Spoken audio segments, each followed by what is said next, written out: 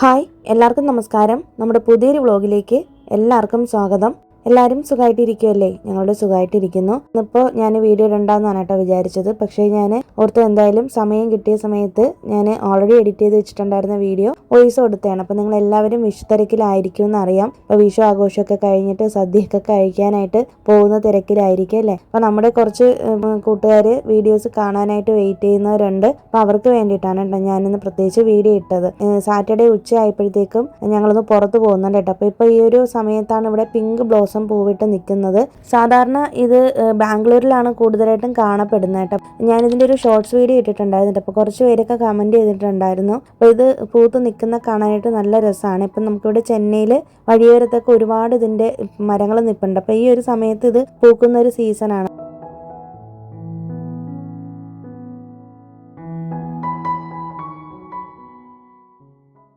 അതുമാത്രമല്ല നല്ലൊരു ആസ്തറ്റിക് ആയിട്ടുള്ളൊരു ഫീലാണ് കേട്ടോ അത് കാണുമ്പോൾ. ഞങ്ങളൊന്ന് ഒരാവശ്യമായിട്ട് പുറത്ത് പോയതാണ് കേട്ടോ. അപ്പോൾ അപ്പോഴത്തേക്കും വീഡിയോ എടുത്തതാണ്. പിന്നെ ദേ വീട്ടിലേക്ക് വന്നു. അപ്പോൾ ഇന്നാണ് ഞാൻ കഴിഞ്ഞ ദിവസത്തെ വീഡിയോയിൽ പറഞ്ഞിട്ടുണ്ടായിരുന്നല്ലോ ഫുള്ളായിട്ട് നമ്മൾ വീടൊക്കെ ക്ലീനിങ് ചെയ്തു തന്നു. അപ്പോൾ ഡീപ്പ് ക്ലീനിങ്ങും കാര്യങ്ങളൊക്കെ ചെയ്തു എല്ലാം ഒന്ന് ഒതുക്കി സെറ്റ് ചെയ്തിട്ടേക്കുവാണ്. പിന്നെ നമ്മുടെ ഈ ഒരു പുതിയ ബെഡ്ഷീറ്റ് ഉണ്ടല്ലോ മീഷോന്ന് മേടിച്ചിട്ടുള്ളത്. അപ്പോൾ ഞാനത് കഴിയതിന് ശേഷമാണിത് വിരിച്ചിട്ടേക്കുന്നത്. അങ്ങനെ അതൊക്കെ ഒന്ന് ജസ്റ്റ് ഒന്ന് വീഡിയോ എടുത്തതാണ്. നിങ്ങൾ എല്ലാവരും വിഷുവൊക്കെ നന്നായിട്ട് ആഘോഷിച്ചു എന്ന് വിശ്വസിക്കുന്നു. അപ്പോൾ ഇന്നത്തെ നമ്മുടെ വീഡിയോ വിഷുവിന് 2 ദിവസം മുമ്പ് എടുത്തിട്ടുള്ള വീഡിയോ ആണ് കേട്ടോ. അപ്പോൾ ഇത് നമ്മൾ പ്രീ പ്രിപ്സും കാര്യങ്ങളൊക്കെ ചെയ്യുന്നതും പിന്നെ വെജിറ്റബിൾ ഷോപ്പിങ്ങും അങ്ങനത്തെ കാര്യങ്ങളൊക്കെയാണ്. അപ്പോൾ ഞാൻ എല്ലാ പ്രാവശ്യവും നേരത്തെ കൂട്ടി തന്നെ എല്ലാം ചെയ്ത് വെക്കാറുണ്ട്. ഞാൻ നിങ്ങളോട് ഒരുപാട് തവണ പറഞ്ഞിട്ടുള്ളതാണല്ലോ. ലാസ്റ്റ് നിമിഷം കിടന്ന് ഞാനിങ്ങനെ ഓടത്തില്ല എന്ത് കാര്യമാണെങ്കിലും. അതിപ്പോൾ നമ്മളൊരു ട്രാവൽ ചെയ്യുന്ന കാര്യമാണെങ്കിൽ പോലും ഞാനൊരു 6 മാസം മുന്നേയൊക്കെ പ്രിപ്പയർഡ് ആകും കേട്ടോ. കാരണം എനിക്ക് ലാസ്റ്റ് മിനിറ്റിലുള്ളൊരു ഓട്ടപ്പാച്ചിൽ പറ്റാത്തൊരാളാണ് ഞാൻ. കാരണം എനിക്ക് എല്ലാം കൂടി ഭയങ്കര ഒരു ടെൻഷൻ കയറും. അപ്പോൾ നേരത്തെ കൂട്ടി എല്ലാം ഒതുക്കി വെച്ചാൽ നമുക്ക് ഈസി ആയിട്ട് ആ ഒരു ഡേ നമുക്ക് കാമായിട്ട് നമുക്ക് എല്ലാ കാര്യങ്ങളും ചെയ്യാമല്ലോ. അതുകൊണ്ട് കുറച്ച് നേരത്തെ തന്നെ നമ്മൾ വെജിറ്റബിൾസ് ഒക്കെ മേടിച്ച് വെച്ചിട്ടുണ്ട്. അപ്പോൾ സാറ്റർഡേ എന്നെ ഹസ്ബൻഡ് പോയിട്ട് വെജിറ്റബിൾസും കാര്യങ്ങളൊക്കെ മേടിച്ചിട്ടുണ്ട് കേട്ടോ. ഇത് നമുക്ക് വിഷു സദ്യ വെക്കാൻ വേണ്ടിയിട്ടുള്ള വെജിറ്റബിൾസ് ആണ്. ഞാൻ പറഞ്ഞില്ലേ വിഷുവിൻ്റെ അന്ന് ആമയ്ക്ക് സ്കൂളിൽ എക്സാം ഉള്ള ദിവസമാണ്. അപ്പോൾ അതുകൊണ്ട് തന്നെ അവൾക്ക് ഉള്ള കാര്യങ്ങളൊക്കെ പഠിപ്പിച്ചൊക്കെ കൊടുക്കണം. അപ്പോൾ എല്ലാ തിരക്കും കൂടി ഞങ്ങൾക്ക് പറ്റത്തില്ല. കാരണം 14-ാം തീയതി അവൾക്കൂടെ ലീവുമാണ്. അപ്പോൾ നമ്മളെ വിഷു ആഘോഷങ്ങളും കാര്യങ്ങളും ഒക്കെ വരുന്ന വ്ളോഗിൽ ഉറപ്പായിട്ട് ഷെയർ ചെയ്യുന്നുണ്ട് കേട്ടോ. അപ്പോൾ നിങ്ങൾ കണ്ടു നോക്കണേ. അപ്പോൾ ഈ വെജിറ്റബിൾസ് ഒക്കെ മേടിച്ചുകൊണ്ട് വന്നു. സദ്യക്ക് വേണ്ടുന്ന തരത്തിലുള്ള പച്ചക്കറികളാണ് മേടിച്ചേക്കുന്നത്. ഇനി കണി വെക്കാനുള്ള വെജിറ്റബിൾസും ഫ്രൂട്ട്സും ഒക്കെ നമ്മൾ സെപ്പറേറ്റ് ആയിട്ടായിരിക്കുള്ളൂ മേടിക്കുന്നത്.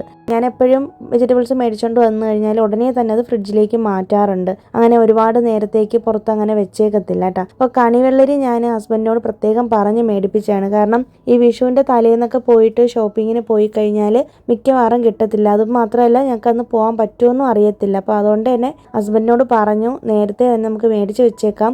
ഒരു പക്ഷേ നമുക്ക് ആ സമയത്ത് കിട്ടുകയാണെങ്കിൽ നമുക്ക് മേടിക്കാമെന്ന് പറഞ്ഞു കേട്ടോ. അപ്പോൾ അങ്ങനെയാണെങ്കിൽ ഇത് സദ്യക്ക് വേണ്ടിയിട്ട് സാമ്പാറിലൊക്കെ ഇടാൻ വേണ്ടിയിട്ട് എടുക്കാമല്ലോ. അപ്പോൾ നല്ലതാണെങ്കിൽ മാത്രമേ നമ്മൾ എടുക്കുകയുള്ളൂ എന്ന് പ്ലാൻ ചെയ്ത് വെച്ചിട്ടുണ്ട്.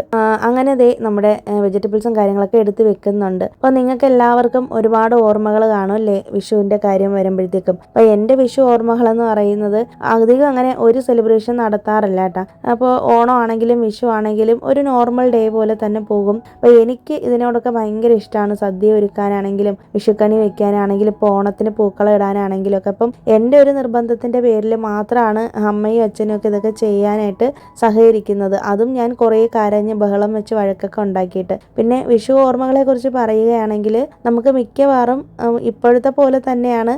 ശരിക്കും പറഞ്ഞാൽ ഈ ഒരു സമയത്ത് നമുക്ക് കണിക്കൊന്ന പൂവ് കിട്ടത്തില്ല കേട്ടോ. അപ്പം ഞാൻ പൊതുവേ ചെയ്യുന്നത് എന്താണെന്ന് വെച്ചിട്ടുണ്ടെങ്കിൽ വീട്ടിൽ ഞാൻ തന്നെ വിളക്കൊക്കെ വെച്ചിട്ട് ഞാൻ എൻ്റെ വീട്ടിൻ്റെ അടുത്തുള്ള കൃഷ്ണ ക്ഷേത്രത്തിൽ പോയിട്ട് ഭഗവാനെ തൊഴും.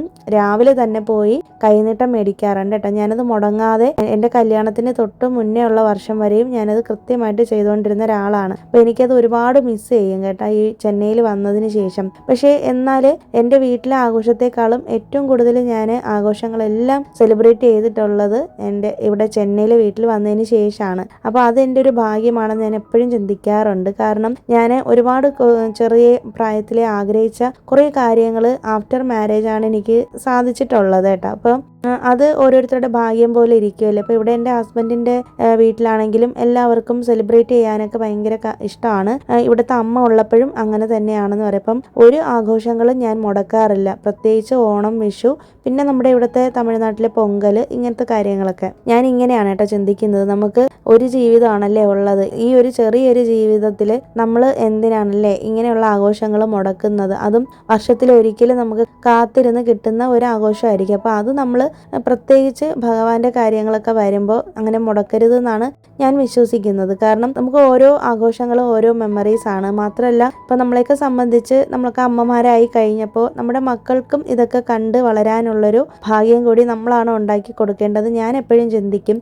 കാരണം നമ്മുടെ അച്ഛനും അമ്മയും നമുക്ക് തന്നിട്ടുള്ള ഏറ്റവും മനോഹരമായ കാലം എന്ന് പറയുന്നത് നമ്മുടെ കുട്ടിക്കാലം ആയിരിക്കുമല്ലോ. പ്രത്യേകിച്ച് ഇത്തരം കാര്യങ്ങൾ എനിക്കതൊന്നും ഒരുപാട് അങ്ങനെ ആഘോഷിക്കാനൊന്നും പറ്റാത്തൊരാളായതുകൊണ്ട് ഞാൻ ആമിക്ക് വേണ്ടിയിട്ടും കൂടിയാണ് കൂടുതലായിട്ടും ഇത്തരം കാര്യങ്ങളൊക്കെ ചെയ്യുന്നത്. അപ്പം എൻ്റെ വീഡിയോ ആദ്യം മുതലേ കാണുന്ന ആൾക്കാർക്ക് അറിയാം, ഞാൻ ഇതുപോലുള്ള ഒരാഘോഷങ്ങളും മുടക്കാറില്ല.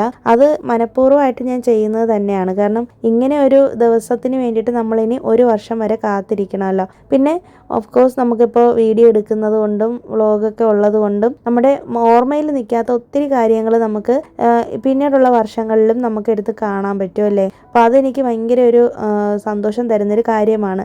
പണ്ടൊക്കെ ആണെങ്കിൽ ചാനലൊക്കെ ഇല്ലാത്ത സമയത്തൊക്കെ ആണെങ്കിൽ ഞാൻ ഫോട്ടോസൊക്കെ എടുത്തിട്ട് ഫേസ്ബുക്കിൽ സേവ് ചെയ്ത് ഇട്ടേക്കും. അപ്പോൾ ഇടയ്ക്കിടയ്ക്ക് ഞാനിങ്ങനെ നോക്കും കേട്ടോ, എന്തെങ്കിലുമൊക്കെ വിഷമമൊക്കെ വരുന്ന സമയത്തൊക്കെ പഴയ ഫോട്ടോസൊക്കെ എടുത്ത് നോക്കിയിട്ട് അപ്പോൾ ഭയങ്കരമായിട്ട് മൈൻഡിന് റിലാക്സേഷനാണ്. അപ്പോൾ നമുക്ക് കുറേ ഓർമ്മകളൊക്കെ ഇങ്ങനെ വരുമല്ലോ. പക്ഷെ ഇപ്പം അങ്ങനെയല്ല, വ്ളോഗ് നമ്മുടെ പഴയ വ്ളോഗ് കണ്ടാൽ മാത്രം മതി. ഒരുപാട് കാര്യങ്ങൾ നമ്മൾ മറന്നു പോയിട്ടുള്ള കുറേ കാര്യങ്ങൾ വ്ളോഗിലൂടെ പറയുന്നത് കൊണ്ട് തന്നെ പഴയ മെമ്മറീസിലേക്ക് നമുക്ക് പോകാൻ പറ്റുന്നുണ്ട്. അപ്പോൾ അങ്ങനെയൊക്കെയാണ് കേട്ടോ ഞാൻ ചെയ്യുന്നത്. അപ്പോൾ നിങ്ങളുടെ വിഷു ഓർമ്മകളും നിങ്ങൾ കണിയൊരുക്കുന്നതും എങ്ങനെയൊക്കെയാണെന്നൊക്കെ എന്ന് കമൻറ്റ് ചെയ്തേക്കാം കേട്ടോ, മറക്കരുത്. പിന്നെ ഞങ്ങൾക്ക് നാട്ടിൽ കണിക്കൊന്ന പൂവ് കിട്ടാറേ ഇല്ല. ഞങ്ങൾ വെറുതെ പച്ചക്കറിയും എന്തെങ്കിലും ഫ്രൂട്ട്സൊക്കെ ചിലപ്പോഴൊക്കെ മേടിക്കുള്ളൂ. പറമ്പിൽ നിന്ന് കിട്ടുന്ന പച്ചക്കറികളും കാര്യങ്ങളൊക്കെ വെച്ചുകൊണ്ട് വളരെ സിമ്പിളായിട്ടുള്ളൊരു കണിയാണ് ഒരുക്കുന്നത്. ഇവിടെ ചെന്നൈയിൽ വന്നതിന് ശേഷമാണ് ഗ്രാൻഡായിട്ടുള്ള കണിയൊരുക്കലും കാര്യങ്ങളൊക്കെ നടക്കുന്നത് കേട്ടോ.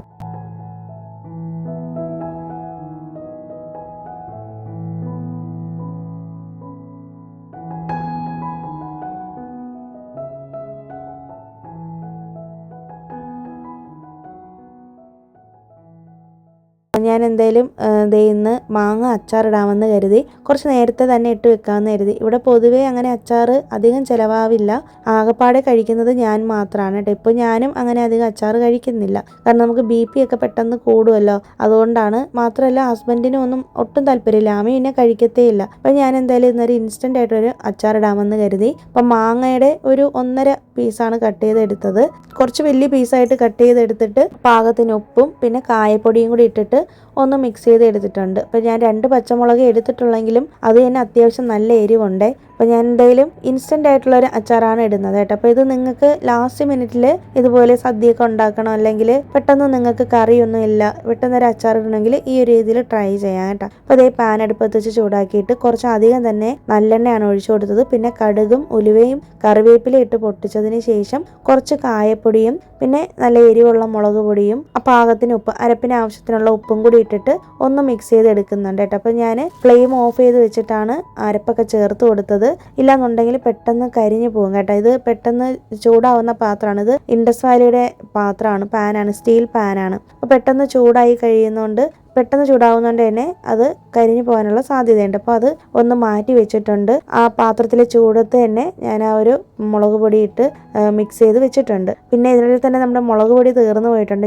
പുതിയ മുളക് ഞാൻ അരച്ചിട്ടും ഇല്ല, അപ്പോൾ അതൊക്കെ ഇനി വഴിയേ ചെയ്യാനേ പറ്റുള്ളൂ കേട്ടോ. ലാസ്റ്റ് നിമിഷമാണ് ഞാൻ കാണുന്നത് മുളക് പൊടി തീരാറായ കാര്യം. അപ്പോൾ അതേ നമ്മുടെ അച്ചാറൊക്കെ ഏകദേശം റെഡി ആയിട്ടുണ്ട്. പിന്നെ ഈ അരപ്പ് നന്നായിട്ട് തണുത്തതിന് ശേഷമാണ് കേട്ടോ മാങ്ങയുടെ ആ പീസ് ഇട്ട് കൊടുക്കേണ്ടത്. അപ്പോൾ മാങ്ങ എല്ലാം കൂടി ഇട്ടിട്ട് ഒന്ന് മിക്സ് ചെയ്ത് എടുക്കുന്നേ ഉള്ളൂ. അപ്പോൾ ഇത് നല്ലോണം തണുത്തതിന് ശേഷമാണ് കേട്ടോ നമ്മൾ അച്ചാറിന് വേണ്ടിയിട്ട് മിക്സ് ചെയ്ത് എടുത്തത്. ഇനി കുറേ നേരം കഴിഞ്ഞതിന് ശേഷം നമ്മളൊരു ബോട്ടിലേക്ക് മാറ്റി വെക്കുകയാണ് ചെയ്യുന്നത്.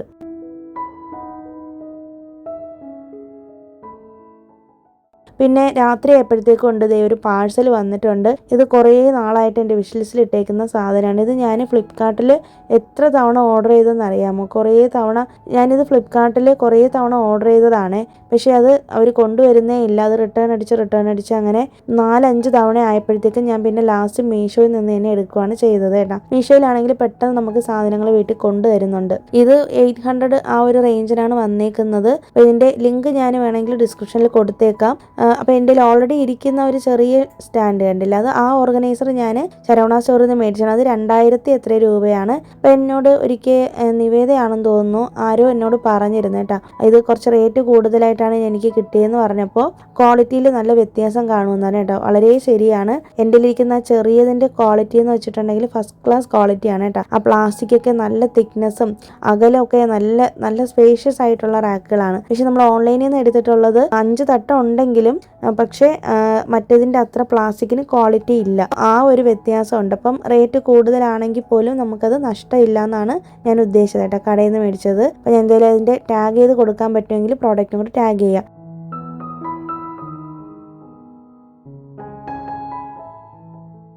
പിന്നെ ഞാനാണെങ്കിൽ റീസെൻ്റ് ആയിട്ട് ഫേസസ് കാനഡയുടെ ഒരു ലിപ്സ്റ്റിക്ക് മേടിച്ചിട്ടുണ്ട് കേട്ടോ. അപ്പോൾ എൻ്റെ അടുത്ത് കുറച്ച് നല്ല ഡാർക്ക് ആയിട്ടുള്ള ലിപ്സ്റ്റിക്കാണ് ഇരിക്കുന്നത്. അപ്പോൾ ഞാൻ ഓർത്ത് വേറൊരു ബ്രാൻഡ് എടുക്കാമെന്ന്. എൻ്റെ കയ്യിൽ ഡാസ്ലറിൻ്റെതാണ് ഇരിക്കുന്നത്. അപ്പോൾ ഡാസ്ലറിൻ്റെ ഏകദേശം തീരാറായിട്ടുണ്ട്. അപ്പോൾ ഞാൻ എൻ്റെ ഫേസസ് കാനഡയുടെ കംഫി മാറ്റ് ലിപ്സ്റ്റിക്കാണ് എടുത്തേക്കുന്നത്.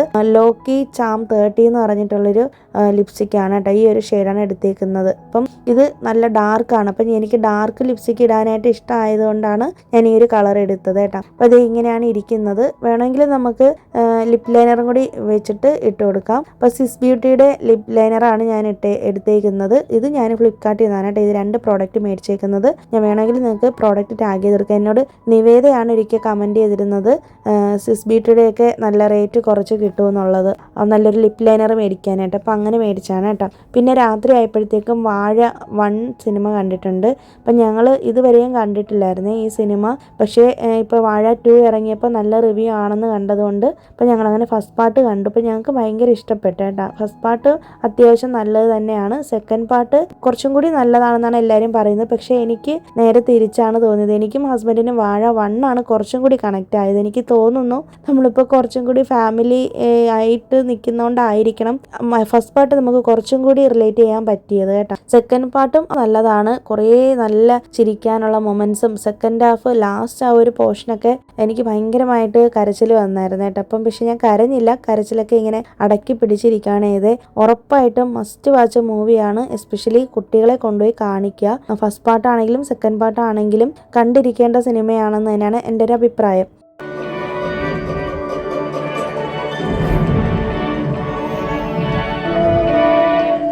അപ്പോൾ ഈ സിനിമയൊക്കെ കണ്ടു കഴിഞ്ഞിട്ട് പിന്നെ നെക്സ്റ്റ് ഡേ ആണ് വീഡിയോ എടുത്തേക്കുന്നത്. അതായത് മൺഡേ നമുക്ക് വിഷുവിനുള്ള സാധനങ്ങളൊക്കെ ലിസ്റ്റ് ഔട്ട് ചെയ്യാനുണ്ട്. നമ്മൾ ഓൾറെഡി ക്ലീനിങ്ങും കാര്യങ്ങളെല്ലാം കഴിഞ്ഞിട്ടുണ്ടല്ലോ. അപ്പോൾ ഞാനാണെങ്കിൽ നോട്ട്സിലാണ് ആഡ് ചെയ്ത് ഇടുന്നത്. മറക്കാതെ എല്ലാ സാധനങ്ങളും മേടിക്കാൻ വേണ്ടിയിട്ട് ലിസ്റ്റ് ഔട്ട് ചെയ്ത് വെച്ചു. പിന്നെ ഇന്ന് പൂജാ റൂമാണ് ക്ലീൻ ചെയ്യാൻ പോകുന്നത്. അപ്പോൾ നമ്മുടെ പൂജാ റൂം ഞാൻ മാസത്തിൽ 2 തവണയൊക്കെ ഡീപ്പ് ക്ലീനിങ് ചെയ്യാറുണ്ട്. അപ്പോൾ നമ്മുടെ പൂജാ റൂമിൽ മാത്രം ഇങ്ങനെ വലയൊന്നും മാറാലയൊന്നും അടിച്ചിരിക്കാൻ പാടില്ല എന്ന് പറയും കേട്ടോ. അത് പാടില്ല. അപ്പോൾ അതുകൊണ്ട് തന്നെ ഞാൻ എപ്പോഴും ഡസ്റ്റ് ചെയ്യുന്നതുകൊണ്ട് അത്യാവശ്യം നല്ല വൃത്തിയായിട്ട് തന്നെയാണ് കിടക്കുന്നത്.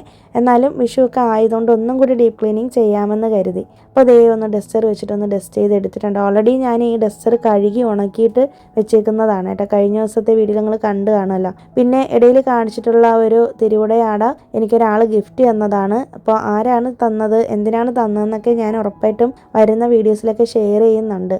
പിന്നെ നമ്മുടെ പൂജാ റൂം ക്ലീൻ ചെയ്യാൻ വേണ്ടിയിട്ട് നമുക്ക് ഒരു സൊല്യൂഷൻ ഉണ്ടാക്കണം. അതിന് വേണ്ടിയിട്ട് പൂജാ പനീർ എന്ന് പറഞ്ഞിട്ട് നമുക്ക് മേടിക്കാൻ കിട്ടുമേ. അതും കുറച്ച് പച്ചക്കർപ്പൂരവും പിന്നെ ജവ്വാദ് പൗഡറും. അപ്പോൾ ഈ 3 സാധനങ്ങൾ ഞാൻ ടാഗ് ചെയ്ത് കൊടുത്തേക്കാം കേട്ടോ. അപ്പോൾ ഇത് 3ഉം കൂടി ഇട്ടിട്ട് നല്ലോണം മിക്സ് ചെയ്ത് ഒരു വെള്ള തുണി, ഇതിന് വേണ്ടിയിട്ട് ഞാൻ സെപ്പറേറ്റ് ഒരു തുണി മുണ്ട് കീറി വെച്ചിട്ടുണ്ട്. നല്ല അലക്കിയ നല്ല മുണ്ടാണ്, നമ്മൾ ഉപയോഗിക്കാത്ത മുണ്ടാണ്. അപ്പോൾ അത് വെച്ചിട്ടാണ് ഞാനിങ്ങനെ പൂജാ റൂമിലെ ഫോട്ടോസും പൂജാ റൂമൊക്കെ ഒന്ന് ക്ലീൻ ചെയ്യുന്നത്. അപ്പോൾ നല്ല മണമായിരിക്കും. പിന്നെ എപ്പോഴും പൂജാ റൂം ക്ലീൻ ചെയ്യുമ്പോൾ ഇങ്ങനെ ഒരു സൊല്യൂഷനോട് കൂടി തന്നെ ക്ലീൻ ചെയ്യുമ്പോഴത്തേക്കും നല്ലൊരു ദൈവികമായ മണമായിരിക്കും കേട്ടോ വീടിനുള്ളിലും പൂജാ റൂമിൻ്റെ അടുത്ത് പോകുമ്പോഴും.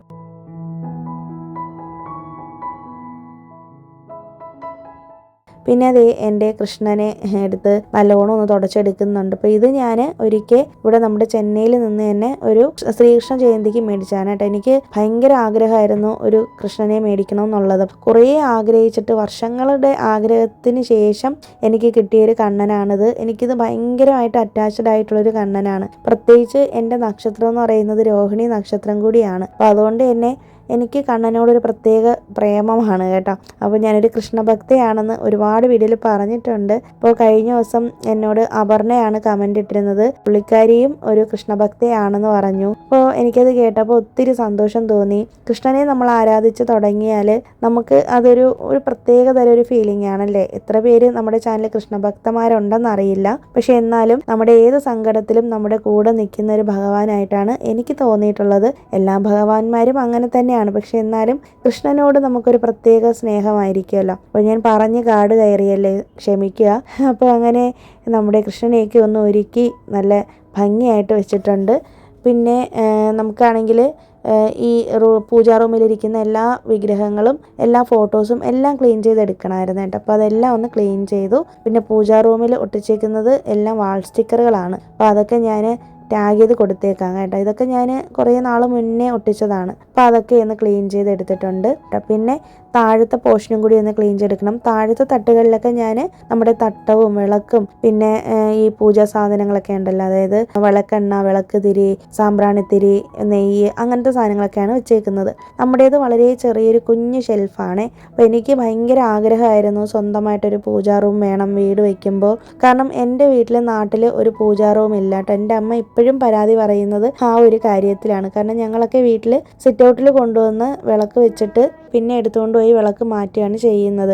ശരിക്കും പറഞ്ഞാൽ ഒരു പൂജാ റൂം ഇല്ലാത്തതിൻ്റെ പേരിൽ കുറേ നാൾ വിളക്ക് വെക്കാതെയും ഇരുന്നിട്ടുണ്ട് എൻ്റെ വീട്ടിൽ. അപ്പം എൻ്റെ അമ്മ എപ്പോഴും സങ്കടം പറയുന്നൊരു കാര്യമാണ്. അതുകൊണ്ട് തന്നെ എനിക്ക് ഭയങ്കര ആഗ്രഹമായിരുന്നു ഞാനൊരു വീട് വെച്ച് കഴിഞ്ഞാൽ ഉറപ്പായിട്ടും ഒരു പൂജാ റൂം എനിക്ക് വേണം എന്നുള്ളത്. പക്ഷേ കല്യാണം കഴിഞ്ഞ് ഞാനിവിടെ വന്നപ്പോൾ, ഇവിടെ ചെന്നൈയിലായതുകൊണ്ട് പ്രത്യേകിച്ച് പൂജാ റൂം എന്ന് പറയുന്നത് ഒരു ഷെൽഫ് പോലെയാണ് അവർ ചെയ്തു തരുന്നത് കൂടുതലായിട്ടും. അപ്പം അത് ഞങ്ങൾ മേലോട്ടേക്ക് മാറിയപ്പോഴും ഇവിടെ താഴെ മേലെ ചെയ്തേക്കുന്ന ഇതേപോലെ തന്നെ താഴെയും ചെയ്തിട്ടുണ്ട് കേട്ടോ. കുറച്ച് ചെറിയ മാറ്റങ്ങളൊക്കെ വരുത്തിയിട്ട് എൻ്റെ ഒരു മോഡലിൽ എനിക്ക് ഐഡിയ തോന്നിയിട്ട് എന്നോട് അഭിപ്രായം ചോദിച്ചിട്ട് അവർ സെറ്റപ്പ് ചെയ്ത് തന്നതാണ്. പിന്നീടാണ് നമ്മൾ ഈ പൂജാ ഷെൽഫിൽ ഡോറും കാര്യങ്ങളൊക്കെ വെച്ച്, ഇതിൻ്റെ വീഡിയോ ഒക്കെ നമ്മുടെ പഴയ വ്ളോഗുകളിലൊക്കെ ഞാൻ കാണിച്ചിട്ടുണ്ട്. അപ്പം അങ്ങനെ എൻ്റെ ആഗ്രഹപ്രകാരം എനിക്കും ഒരു പൂജാ റൂം കിട്ടി. അപ്പോൾ അതുകൊണ്ട് തന്നെ എനിക്ക് ഇത് എപ്പോഴും ഒരുക്കി നല്ല വൃത്തിയായിട്ട് വെക്കണമെന്ന് ഭയങ്കര ആഗ്രഹമാണ്. മാത്രമല്ല നമുക്ക് സമാധാനവും സന്തോഷവും ഒരു ആത്മസംതൃപ്തിയൊക്കെ കിട്ടാനാണല്ലോ നമ്മൾ ദൈവങ്ങളെ ആരാധിക്കുന്നത് അല്ലേ. അപ്പം നമുക്ക് ആ ഒരു സ്ഥലത്ത് വരുമ്പോൾ കാമായിട്ട് ഇരിക്കാൻ പറ്റണമെങ്കിൽ നമ്മൾ അത്രയും നല്ല നമ്മുടെ മനസ്സിന് ഇണങ്ങിയ രീതിയിൽ ഒരു പൂജാ റൂം ഉണ്ടാക്കിയെടുക്കുക. അതിനിപ്പോൾ വലിയ റൂമുകളൊന്നും കെട്ടണമെന്നോ അല്ലെങ്കിൽ ഇത്രയും ഭയങ്കര ഗ്രാൻഡായിട്ട് ചെയ്യണമെന്നോ ഒന്നുമില്ല. നമുക്ക് വേണമെന്നുണ്ടെങ്കിൽ ചെറിയ രീതിയിൽ ഒരു സ്റ്റാൻഡ് പോലെ ചെയ്തിട്ട് വിളക്ക് വെച്ചാലും മതി. ഭഗവാനെ എവിടെ ഇരുന്ന് നമ്മൾ പ്രാർത്ഥിച്ചാലും വിളി കേൾക്കും എന്നാണ് പറയുന്നത് അല്ലേ. അപ്പം ഇതൊക്കെ ഓരോരുത്തരുടെ ഇഷ്ടങ്ങളാണ്. അപ്പം എൻ്റെ ഒരു ഇഷ്ടമാണ് കേട്ടോ ഞാൻ പറഞ്ഞത്.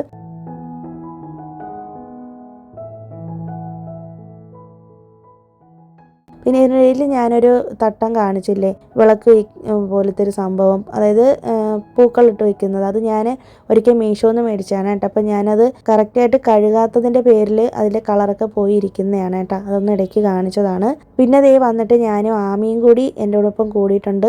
ആമി എക്സാമൊക്കെ കഴിഞ്ഞിട്ട് വന്നിരിക്കുവാണേ. ആകെ ടയേർഡാണ്, പക്ഷെ എന്നാലും എന്നോടൊപ്പം ചേർന്നിട്ട് അവളും എന്നെ ഹെൽപ്പ് ചെയ്യാമെന്ന് പറഞ്ഞിട്ട് ഞങ്ങളിതേ വിളക്കൊക്കെ കഴുകുന്നുണ്ട്. അപ്പോൾ എല്ലാം നേരത്തെ കൂട്ടി ചെയ്ത് വെക്കുന്നത് ഞാൻ പറഞ്ഞല്ലേ, അവൾക്ക് എക്സാം ആയതുകൊണ്ടും പിന്നെ എനിക്ക് ലാസ്റ്റ് നിമിഷം എല്ലാം കൂടി ചെയ്യാൻ വയ്യാത്തതുകൊണ്ടുമാണ് 2 ദിവസം മുന്നേ തന്നെ പൂജാപാത്രങ്ങളെല്ലാം കഴുകുന്നത്. ഞാൻ സബീന പൗഡറും ലെമണും കൂടി ഇട്ടിട്ടാണ് ഇന്നിപ്പോൾ പൂജാപാത്രങ്ങൾ കഴുകുന്നത്.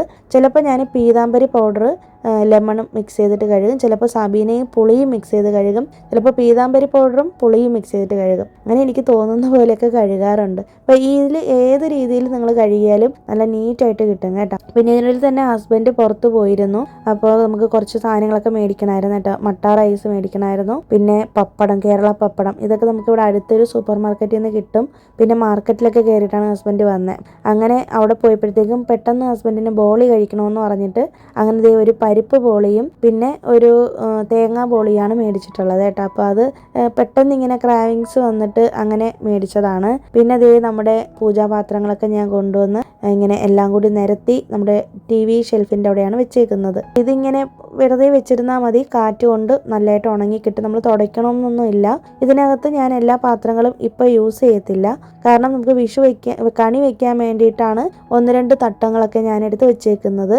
ബാലൻസ് ഉള്ളതൊക്കെ നമ്മൾ എടുത്ത് മാറ്റി വെച്ചേക്കും കേട്ടോ പൂജാ റൂമിൽ. അങ്ങനെ ദേ നമ്മുടെ കാര്യങ്ങളെല്ലാം കഴിഞ്ഞിട്ടുണ്ട്. പൂജാ വെസൽസ് എല്ലാം ക്ലീൻ ചെയ്തു. പിന്നെ ദേ വൈകുന്നേരം ഒരു ചായ ഇട്ടിട്ടുണ്ട്. അപ്പോൾ എനിക്ക് നല്ല തലവേദന ആയതുകൊണ്ട് ഇന്ന് എന്തായാലും ചായ കുടിക്കാമെന്ന് വിചാരിച്ചേട്ടോ. അങ്ങനെ ഹസ്ബൻഡ് ബോളി മേടിച്ചപ്പോൾ ചായക്കുള്ള പാലും കൂടി മേടിച്ചിട്ടാണ് വന്നത്. അങ്ങനെ ഞങ്ങൾ ചായയൊക്കെ കുടിച്ചു, കുറച്ച് നേരം റെസ്റ്റൊക്കെ എടുത്തു. അങ്ങനെ കുറേ നേരം ഇങ്ങനെയൊക്കെ നിൽക്കുവാണ് കേട്ടോ. അപ്പോൾ നമ്മളിങ്ങനെ വിഷുവിനെ വരവേൽക്കാൻ തയ്യാറായിട്ട് വീടൊക്കെ ഒരുക്കി നല്ല ഹാപ്പി ആയിട്ട് ഇരിക്കുവാണ്. ഇതിനിടയിൽ ആമിയുടെ എക്സാം കൂടി വരുന്നത് കൊണ്ടാണ് ഒരു ടെൻഷൻ.